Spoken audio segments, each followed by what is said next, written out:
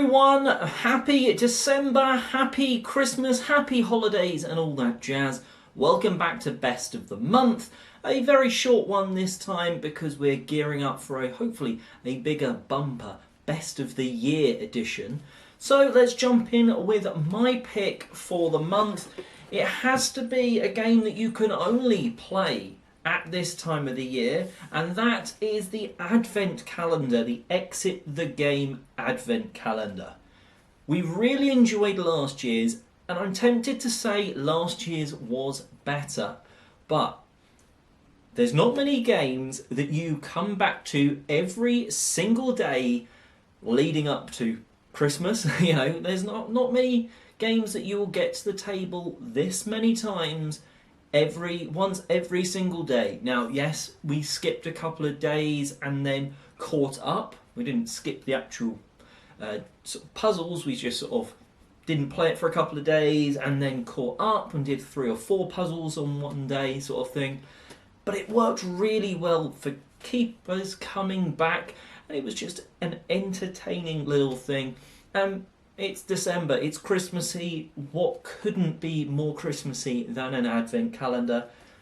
Now, obviously, I can't tell you about the individual puzzles, but they revolve around story elements and this decoder module, which will maybe look somewhat recognisable if you've played an exit escape room. Effectively, you will get sort of a puzzle, you'll crack that puzzle and it will give you a 3-number code or something that you'll put into this. You then flip it over and that will give you instructions of how to go about the puzzle on the doors and work out what is the door for tomorrow. Now, there's ways to double check, make sure you are correct so you're not sort of jumping through the puzzle, but just like last year, I was really impressed with this decoder, like the logic that must have gone into creating it, making sure there is no way that someone can get the incorrect door. Really sort of an impressive, maybe an algorithm or just a lot of play testing, because sometimes you get maybe stumped on one of the numbers, so you get 2 of them. Can you determine the third one? Is it cheating? I don't know. But it's still cracking a code in some way. And then you can try and sort of work out why. Only once we'll be like, how do we get that number? Because we'd got the third one we were guessing at almost. And then we finally cracked it. Like I said, I think I enjoyed last one's a little bit more. I think this one certainly at times was a little bit easier than last year. But still, it was a lot of fun. Now, let's see what some other creators thought this month. Hello everyone, this is Ale from GamersRush, and I'm here to talk about the best game I played this month of December. It's no other than Star Wars, the Clone Wars, based on the pandemic system. It's practically, you can say it's a pandemic game, but it's Star Wars, so what's not to love of this game? Has the same pandemic actions, how the planets get populated by the droids and how it moves. It's the same basis of the pandemic system. That's why it's based on the pandemic system. But the game itself is pretty straightforward. The actions, the heroes, the abilities.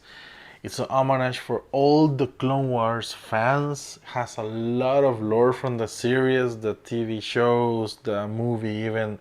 There's a lot of things here in this game, taking into account that even all the cards that you have in your hand that are clone troopers that will help you through battles to get to the objective of the game. Each card is different because it is one of the clones from the series, so there are a lot of things. All the cards have different art. There's nothing really, I don't know what else to say. I'm in love with this game. It's pretty awesome, pretty straightforward. It's very difficult.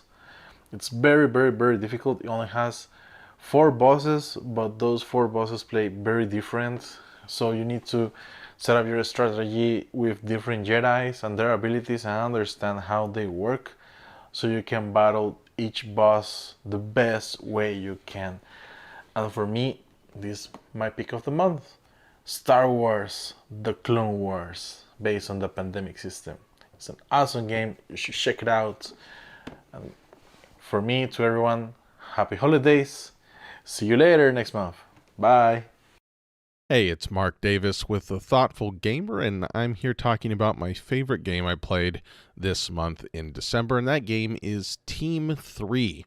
I don't have the box with me because a friend bought the game and has it at his house, but I first played it at PAX Unplugged just a few weeks ago, and he got a copy, and we've played it a few times since.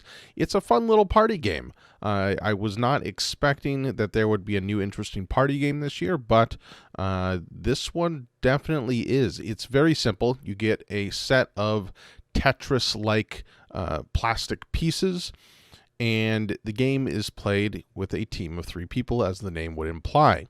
One person has to close their eyes, and they're the person assembling the blocks in a pattern, stacking them according to a card. But they cannot obviously see the blocks or the card. One person can see the card, but they are not allowed to speak.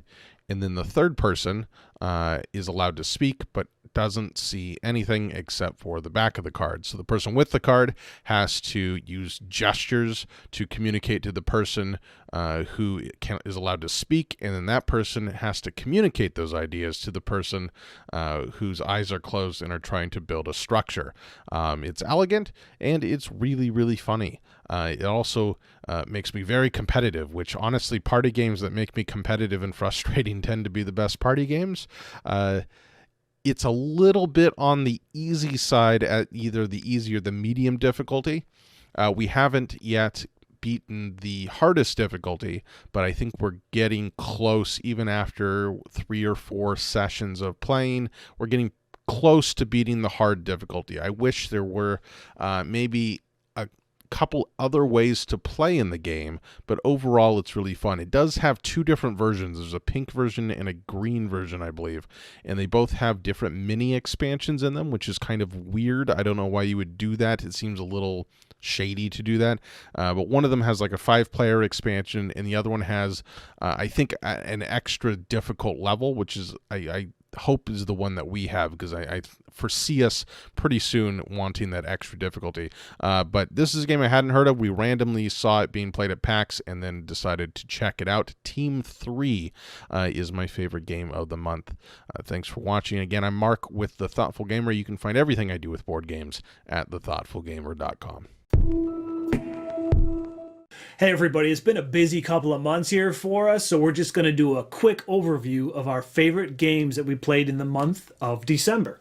My pick is going to be Salad Master, which is an unusual sort of game. It's basically a party game, and it's an educational game, right? Sounds super fun, an educational party game. So what you do is you have these tons and tons of vegetable cards, right? And on the back side of them, it shows like their protein and their carbohydrates and their calories, and like actual information about 100 grams of all these different vegetables.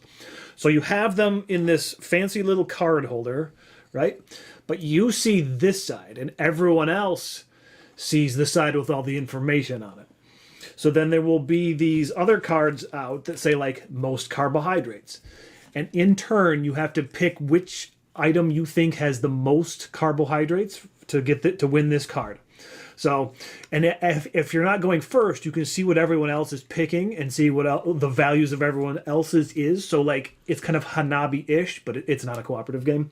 So I don't know. It's silly, and like, who knows what, how many calories are in 100 grams of broccoli? Turns out it's 37. But it's just silly because you're basically just guessing, but you're learning something too, right?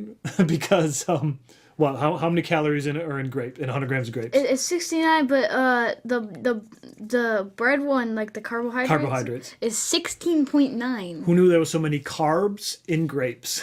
So even though you're learning something, and it's basically just a party game where you're trying to guess. It was still a lot of silly fun. So yeah. So Salad Master is my pick, and also there is a meat version. We have not opened this yet. We had the Japanese version of Meat Master, which is a slightly smaller box. Actually, it's a lot smaller. Yeah, I know it is. But I didn't think we were going to play the Japanese version until they released the English version recently. So, yeah, Salad Master, my pick of the month. And my pick of the month is Castell, which is a neat little board game where there's tons of things to do. Like, tons, and you're not going to do them all. No, the tournaments, right? Like, Yes. there's tournaments all over the country. Yes. And so, basically, in the game, you're going around recruiting Castellers from this gigantic bag, It's bigger which than is you. bigger than the box. And you get all these sorts of guys from with all numbers from 10 to 1. Yep. And what you do with them is you make towers for the tournaments. But each tournament has specific wants for it. So like it might want 10s for it, which can score you points. And so basically, and also the other point score is how high you can get your tower. Which to do that you need to get upgrades. Yeah. Because the maximum width you can have at the start is 3.